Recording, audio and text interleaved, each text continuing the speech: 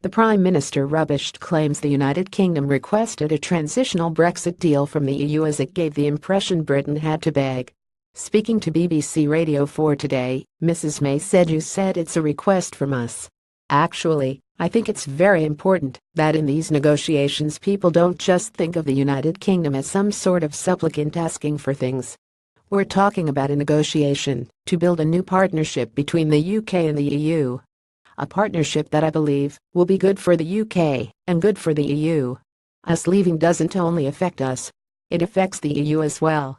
BBC Mrs May said a Brexit deal is in the best interests of both the UK and the EU. She defended the government's proposals to strike a temporary deal with the EU after Brexit, claiming that rather than a transition into Brexit Britain, it would rather serve as an opportunity to implement new legislation regulating the UK after its divorce from Brussels.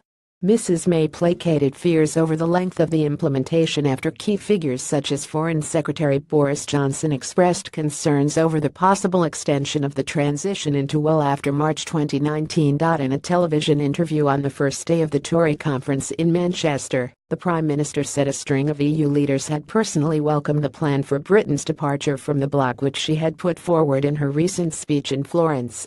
She denied claims of internal division, insisting her cabinet were united around the mission to take the country out of the EU. European officials have informed the Prime Minister that Brexit talks will resume in time for Christmas.